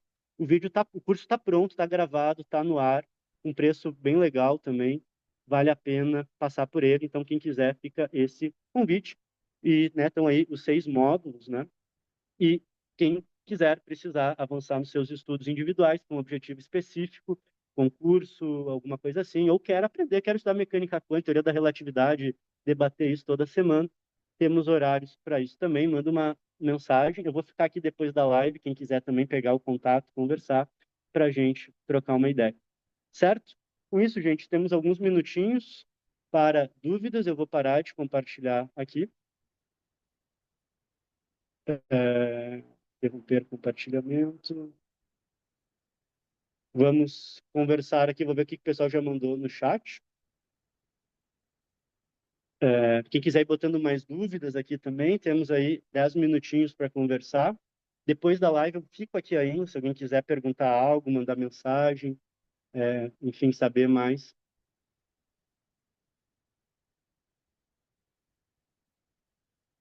A Carolina pergunta, né, se existe um paralelo entre a energia, ambas surgem com propriedades matemáticas. Isso é interessante, assim, né? Porque se a gente vai entrando a fundo, a gente vê que na física nada é muito substancial, né? Difícil achar uma coisa que seja real, né? No sentido, assim, que eu olhe com os olhos, né? As medidas em algum nível são sempre indiretas. A gente pode avançar isso numa outra aula também, né? O que que a gente mede de fato? A gente mede muito pouca coisa, né? A maior parte das coisas são indiretas. Mas aí eu acho que é um ponto importante. Eu consigo pegar um caso do campo elétrico, vamos sempre comparar com o campo elétrico, né? O campo elétrico transporta energia. Se eu tiver um detector que sensibilize, ele imprime energia e você detecta, ó, passou um campo elétrico aqui. A função de onda você não mede ela, ela não passa energia, você não detecta, ela é indetectável, não tem nenhuma medida indireta. O que eu meço é a partícula. E é só o conjunto de medidas de partícula que tem uma correspondência com o módulo quadrado da função de onda. Mas ela mesma não mexe em lugar nenhum. Não existe um psiômetro, né, um aparelho que me dê e nada, ela não faz efeito. E aí, por exemplo, né, como eu falei, o potencial quântico do David Bohm empurra a partícula.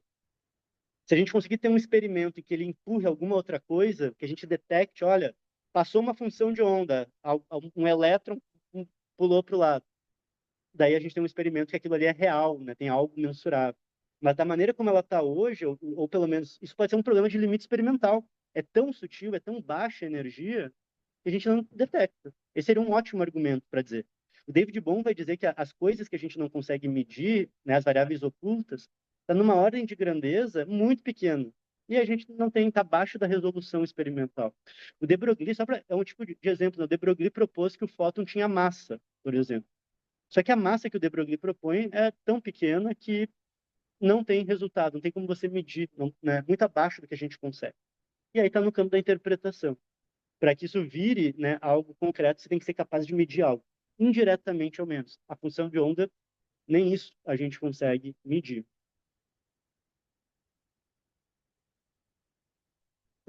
Já mandei minha solicitação. Mesmo sem poder contribuir tanto com as discussões sobre o problema matemático, gosto de pensar sobre as implicações. Isso é muito legal, né? É o Matheus, né? Quem fala isso. Matheus, isso é muito legal e esse é sempre o meu mote, né? Como professor, mesmo dentro da universidade e fora, a ciência nos faz pensar sobre a realidade.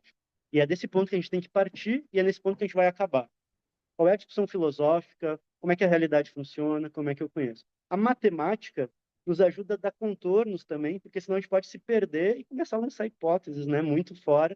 Então a gente sabe, ó, a matemática nos diz isso, os experimentos nos dizem isso, mas o importante, né, que eu vejo que a física tem, claro, um potencial tecnológico, material, e aí a gente pode ter uma discussão política, econômica, isso é uma questão, mas do ponto de vista do indivíduo, ela tem algo que é nos convidar a refletir, o que é real, né? O que que é isso tudo, né? A gente é feito dessas coisas, né? A gente é feito de próton, de elétron, de nêutron, e essas coisas fazem isso, essas coisas colapsam em função de onda, essas coisas estão em mais de um lugar, não estão em lugar nenhum quando ninguém mede. A gente é feito disso, né? Então acho que pensar sobre isso é algo que me comove na física e que eu acho que é o que pode comover as pessoas, é um dos campos importantes da ciência.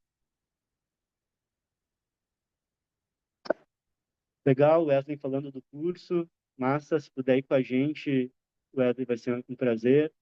Gilder, massa, vem com a gente. Qualquer dúvida, manda mensagem. Pode mandar para mim, pode mandar lá no WhatsApp. Pessoal, no WhatsApp, sempre falem comigo pelo grupo. Tem no Instagram, lá no Linktree do Instagram, tem o número do WhatsApp. No grupo Reflexões Quânticas, vocês vão me achar ali. Né? Não falem com outros números, por favor. Né? Aconteceu recentemente com a minha família, pessoal se passando por mim, né? Enfim, com aquelas questões pedir dinheiro. Então, cuidem, né? Isso nunca aconteceu ainda bem com o pessoal aqui do Instagram e do grupo, mas meu medo é que um dia isso aconteça, né? Então, sempre cuidem, falem comigo por lá. Vai ser um prazer, então, né? Quem quiser vir com a gente nesse curso, né? O Juler aí falou, vai ser massa. Como podemos fazer uma transposição desse valor matemático ensino superior para o ensino básico? Como poderíamos fazer essa aproximação da educação básica para esse tópico? Isso é muito legal, Wesley, perdão, eu achei que era o Wilson que tinha perguntado. Wesley, existem tentativas, principalmente nos Estados Unidos, de você usar experimentos que só tem duas opções, que nem o da dupla fenda, ou vai por cima ou vai por baixo. E aí, ao invés de usar a função de onda, você já vai para um formalismo que teoricamente é mais avançado, que é a notação de Dirac, mas que para sistema de dois níveis cai em vetores de duas dimensões, 1 e 0, 0 e 1, e matrizes 2 por 2. Então, no ensino de ensino médio, numa escola em que o aluno vê matriz e vetor de duas dimensões, você faz chover em mecânica quântica avançada. Então, existe principalmente trabalho com interferômetro de Mach-Zehnder, que é um interferômetro fotônico, a gente faz experimento monofotônico. O grupo de pesquisa no qual eu me doutorei tem um simulador fantástico, a gente vai usar isso no nosso curso também. Faz simulações e a partir dali você olha o experimento concreto, que você simula no computador, vê o resultado e transpõe para matemática com álgebra, vetor de duas dimensões e matriz 2 por 2. Se o aluno aprende isso numa colégio que ensine, né, isso, a gente faz chover mecânica quântica avançada em ensino básico, tá? Mas precisa conseguir trabalhar, né, em um local que tenha vetor de duas dimensões, né? Isso, a rigor, né, deveria ser tratado no ensino médio. Aí agradeço ao professor Wilson, sempre um prazer as discussões, sempre participando ativamente, né, no nosso grupo de reflexões. Obrigado, Matheus. Qual o formalismo matemático? Então, Gleison, a gente vai partir de uma construção da teoria. Então, a estrutura espinha dorsal é os postulados de Neumann, que estão ainda num formalismo prévio ao formalismo de Dirac, mas já generalizando para o espaço de Hilbert. Então, a gente vai chegar na aula de formalismo, discutir espaço de Hilbert, discutir propriedades de espaço de Hilbert, mas o foco não vai ser notação de Dirac. Eu estou tentando acomodar para as últimas aulas a gente olhar também notação de Dirac, mas o formalismo é justamente esse formalismo que mistura, por um lado, a descrição ondulatória, por outro, a noção de operadores, que nesse formalismo aparece como operadores diferenciais, né? Então, na notação do Schrödinger, você tem o momento, a posição, energia como operadores diferenciais, operadores lineares, que são aplicados sobre funções matemáticas, que podem ser entendidas como vetores no espaço de Hilbert. Tá? A gente vai chegar lá, isso é lá no, na metade para o final, mas vai chegar a dar alguma olhada em notação de Dirac também. O curso terá quanto tempo de acesso? Isso a gente pode confirmar, eu não tenho certeza, Gleidson. Com certeza a gente consegue manter ele. Eu não tenho clareza, não vou te responder agora, mas a gente vai ver como que isso se coloca lá na Hotmart. É o primeiro curso que a gente está colocando na Hotmart, até então era só livro e e-book. Então, a gente vai verificar essas disponibilidades ou verificar alternativas para a disponibilidade. Eu recebi aqui já o pessoal que está acompanhando, que está ajudando a organizar. A primeira turma vai ter acesso vitalício, né? Então, continua aí como está. Então, eu não sabia disso. Segue, então, com acesso para sempre. O grupo terá, o curso terá certificado. A gente está fazendo isso por meio também de uma empresa parceira na área de educação profissional, e o curso vai ter um certificado, um curso de 40 horas, né, com a ementa lá apresentado, né, apresentando aí tudo que foi apresentado, né, uma descrição do que a pessoa passou ao longo do curso. Eu não sei aqui, o Fábio perguntou de grupo 3 e 4, não sei, Fábio, de qual grupo tu estava te referindo. A mentoria tem o link. Luciano, se quiser, puder ficar aqui, ou eu vou deixar o Whats, aqui o número do Whats profissional.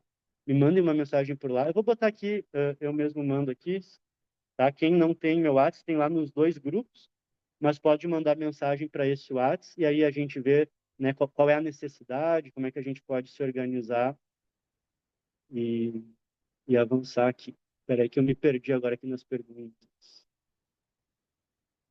Mentoria tem um link com a relação da mecânica quântica com o misticismo quântico. Essa pergunta é maravilhosa, pode ser um dos nossos próximos tópicos.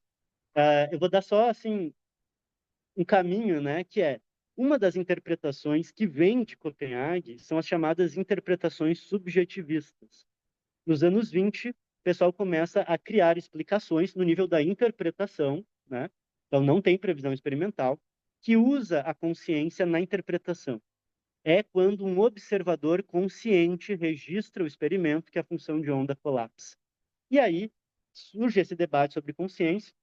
Isso se perde no tempo, não foi uma interpretação assim que causou um grande impacto, mas depois, nos anos 70, anos 80, isso é resgatado, distorcido e ampliado para isso que a gente vê na internet.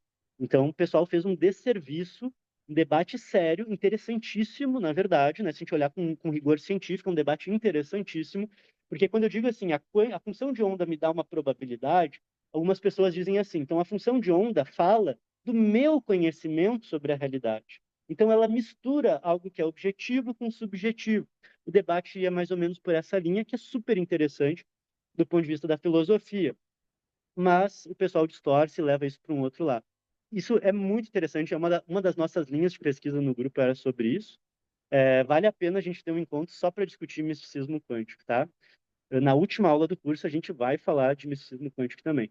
David Bohm é o da teoria das variáveis ocultas, né? Uma curiosidade, o David Bohm era um físico americano, trabalhou com Oppenheimer, foi aluno do Oppenheimer, foi perseguido, assim como Oppenheimer, como mostra no filme, e ele vem fugido para o Brasil. O Einstein, olha só a história. O Einstein escreve uma carta, porque o Einstein estava em Princeton na época, que era onde o David Bohm estava. O Einstein escreve uma carta para o Getúlio Vargas, pedindo para o Getúlio Vargas aceitar o David Bohm. David Bohm vem fugido para o Brasil e fica lecionando na Universidade de São Paulo. Então, David Bohm lecionou na USP por 1 ou 2 anos, depois foi para Israel. A, a complementaridade é instrumentalista, com certeza. Ela é totalmente instrumentalista e positivista. O Oswaldo chama também alguns textos de interpretação positivista. Ela é quem reacende o instrumentalismo. Ótimo esse termo que o Arthur traz. Né? A gente pode entender que a física oscila entre essencialismo, existe algo real que eu descubro, e instrumentalismo. São só ferramentas matemáticas que descrevem a realidade. A interpretação de Copenhague é instrumentalista. Eu me abdico de falar de uma ontologia subjacente a descrição dos experimentos. Exatamente. Um antirrealismo, ela é antirrealista, também pode chamar um positivismo antirrealista, e isso dá margem para muita distorção, né, gente? Isso é o que dá margem para muita elucubração que o pessoal faz. A interpretação de muitos mundos, né? Acho que é isso que o Rubinho está falando, é muito louca, né? Tem coisas muito legais sobre muitos mundos também. A gente pode discutir.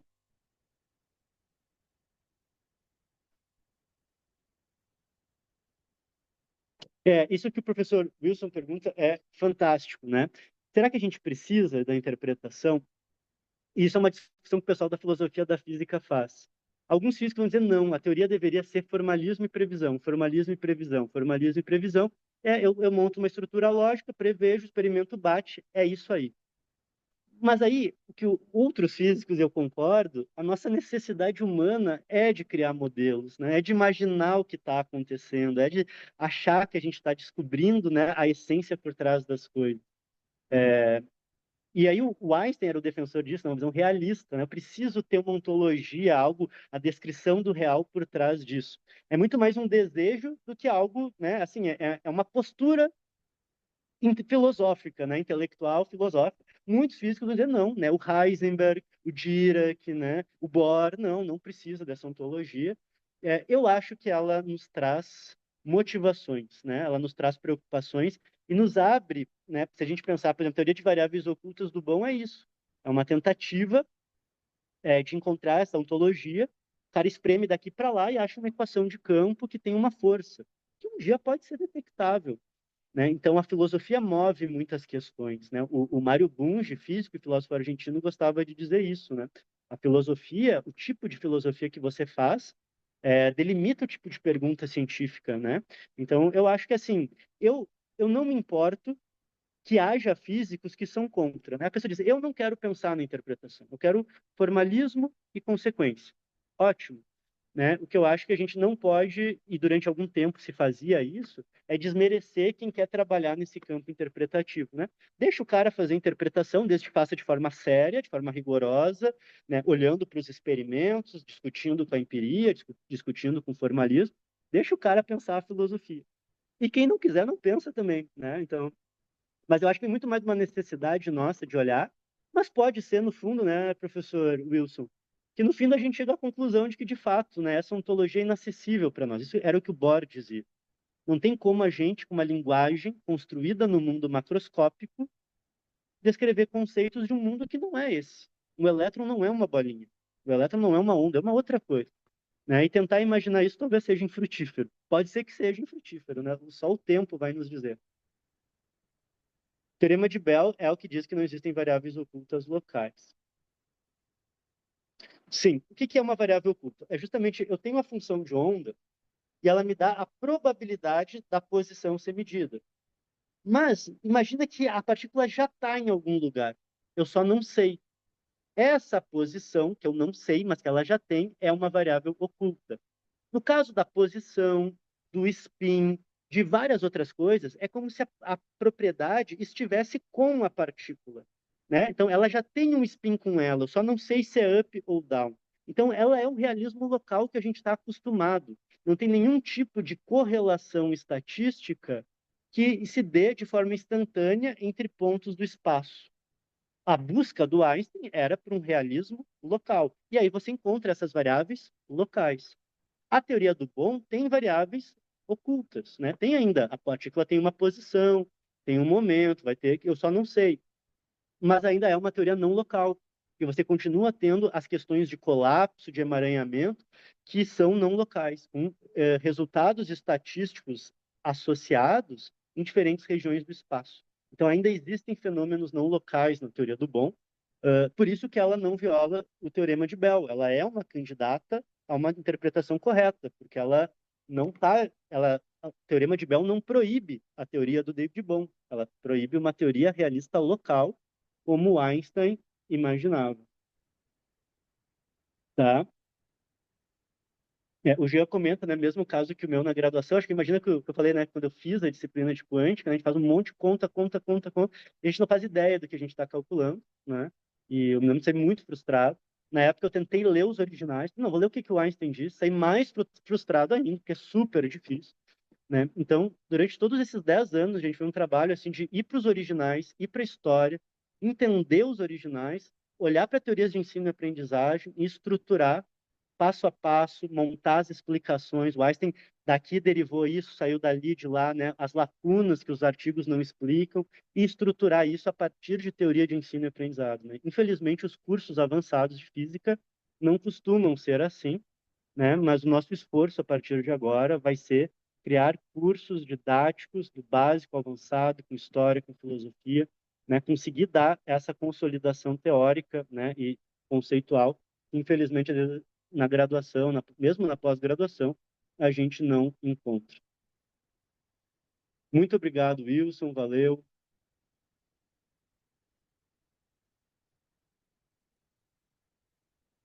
O Matheus, o Matheus está levantando outras questões, né, interessantíssimas, né, Matheus? O nada, né, como algo realmente vazio de tudo, não existe, né? Sempre tem, você, mesmo dentro do espaço vazio, você tem uma sobreposição de diferentes estados, né? E agora até me escapou o termo, né? Mas você tem uma força específica, né? Que você surge justamente do potencial de vácuo, que é mensurável, né? Que você faz experimentos e encontra isso. Legal, Gabriela. Vai ser um prazer te ter por aqui, te ter nos cursos. Vamos seguir junto aí trabalhando. Muito obrigado. Então, Léo, para o de Broglie, o fóton não viajaria à velocidade da luz. C, a constante C, ela seria um limite teórico e todos os corpos, inclusive a luz, estariam abaixo desse limite teórico. O fóton estaria muito perto, mas não estaria na velocidade da luz. Isso criaria um problemão para o eletromagnetismo, para tudo. Teria que botar o eletromagnetismo abaixo e fazer do zero. Estou exagerando, mas teria que corrigir muita coisa no eletromagnetismo. Mas a luz não estaria na velocidade da luz. Tem um artigo de 22 do de Broglie que ele discute isso profundamente e propõe átomos de luz, moléculas de luz, e faz um trabalho brilhante. Ele mostra que se a luz fosse monoatômica, ele chegaria na radiação de corpo negro de Wien. E se você considera moléculas de luz, átomos de luz conectados, ele chega na expressão de Planck para a radiação do corpo negro. E aí ele interpreta que a luz é um gás molecular de fótons. É um trabalho incrível, pouco conhecido, um trabalho que só está em francês, quase ninguém conhece. Eu conheci por meio de um livro do professor Roberto Martins. Depois eu fui ler o original, a gente estudou o original. É um trabalho, vale muito a pena, mas é uma hipótese extravagante, né? Que quase ninguém segue até hoje. Ficou na história também.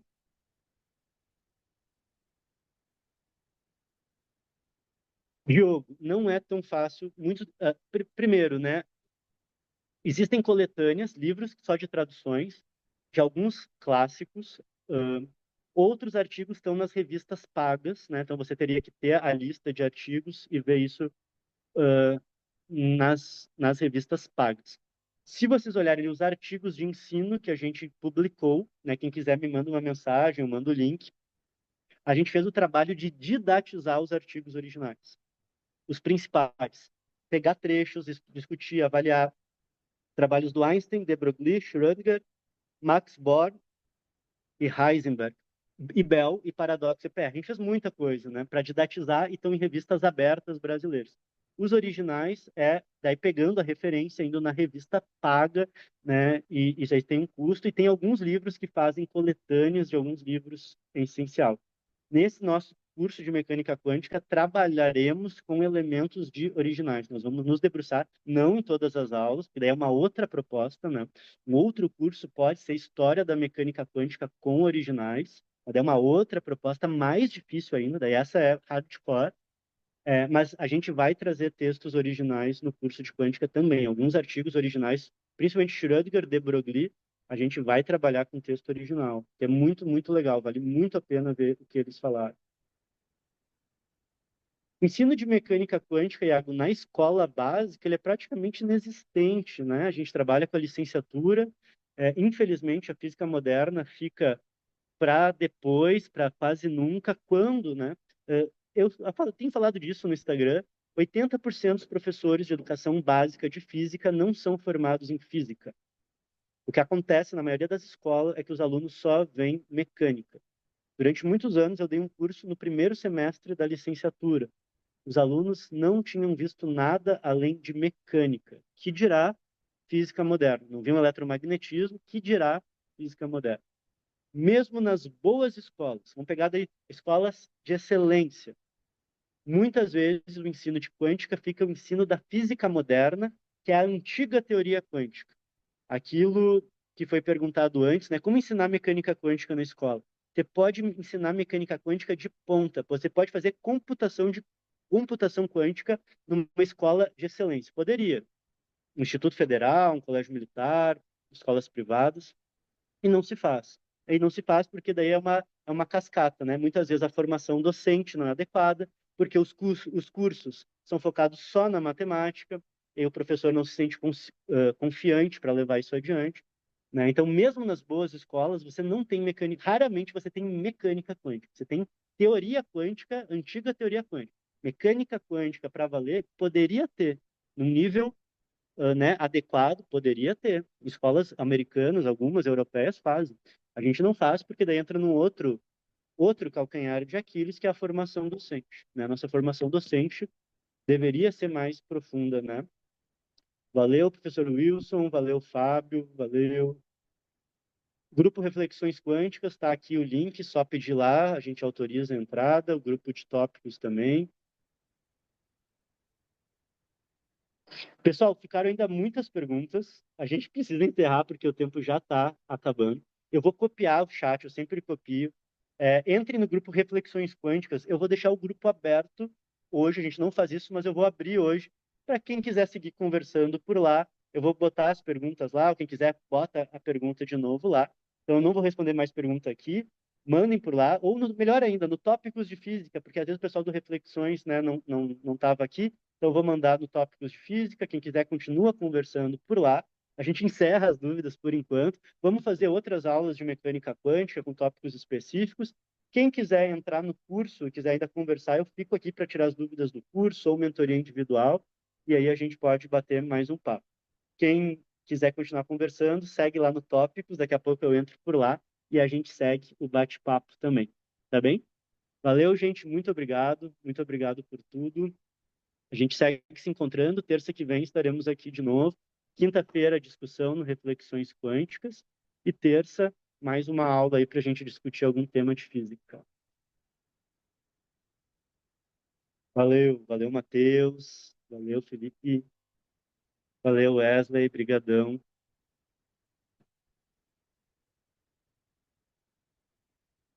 Valeu, Jair. Valeu, valeu, Arthur. Obrigado, obrigado, Gleidson.